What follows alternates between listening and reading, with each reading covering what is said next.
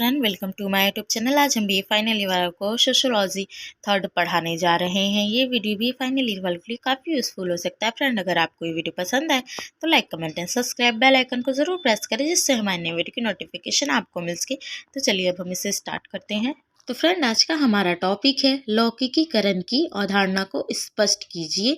लौकिकीकरण के बारे में जानेंगे हम। तो हम आंसर देखते हैं। धर्मनिरपेक्षकरण का शाब्दिक अर्थ यह है कि जो कुछ पहले धार्मिक माना जाता था अब वैसा नहीं है माना जा रहा है। लौकिकीकरण से धर्म की रूढ़िवादिता कम होती है। जो लौकिकीकरण है उससे धर्म की जो रूढ़िवादिता है वह कम हो गई है। धार्मिक सहनशीलता बढ़ गई है। धर्म में सहनशीलता बढ़ गई है। भारत में यह प्रक्रिया इसीलिए और भी महत्वपूर्ण है क्योंकि भारत एक धर्मनिरपेक्ष राज्य है। निरपेक्षता का अर्थ किसी भी धर्म को न मानना नहीं, बल्कि सर्वधर्म संभव है। मतलब कि हमारे जो भारत में है सभी के धर्म को एक समान माना जाता है। किसी के धर्म की उपहास नहीं उड़ा सकता कोई। उसके बारे में बता रहे हैं।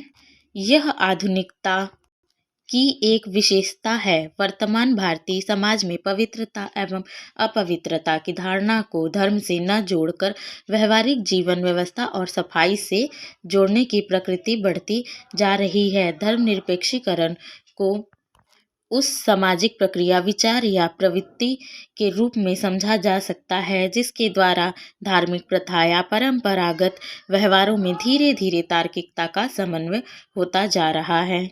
मतलब कि जो हमारा धर्म है, प्रथा है, परंपरा है, उन सबका एक साथ समन्वय, एक साथ उन लोग को जोड़ के देखा जा सकता है।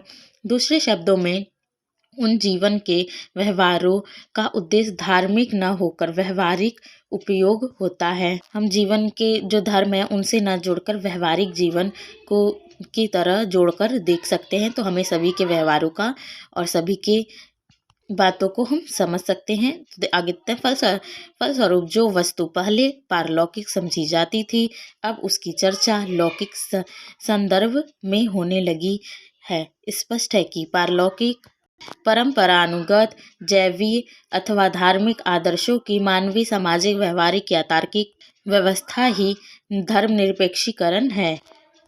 तो आगे देखते हैं। Doctor M.L. श्रीनिवास के अनुसार धर्मनिरपेक्ष लौकिकीकरण शब्द का अर्थ यह है कि जो कुछ पहले धार्मिक माना जाता था वह अब वैसा नहीं माना जा रहा है। इसका तात्पर्य विभेदीकरण की एक प्रक्रिया से भी है जो कि समाज के विभिन्न पहलुओं आर्थिक, राजनीतिक, कानून एवं नैतिक को एक दूसरे से अधिक पृथक होने में दृष्टिगोचर होती है। जैसा कि भारत एक धर्मनिरपेक्ष राज्य है। इसका अर्थ यह है कि हम सभी धर्म को एक समान, इसका मतलब यह है कि हम सभी धर्मों को एक समान मानते हैं। आधुनिकता यह भी है कि हम पवित्र अपवित्र को धर्म से न जोड़ें, इसे व्यवहारिक जीवन व्यवस्था और सफाई से जोड़ें, जिससे हमारी प्रकृति बढ़े। अगर हम इस प्रकार से कार्य करेंगे तो हमारी जो प्रकृति है वो बढ़ती है। इसे हम इस प्रकार से समझने का प्रयास करते हैं कि जो भी कुछ पहले था, धर्म, परंपरा, जाति, ये सब अब नहीं माना जाता है। अब मनुष्य एक दूसरे मनुष्य को समझने लगा है और उसे उसके हिसाब से जीने देता है।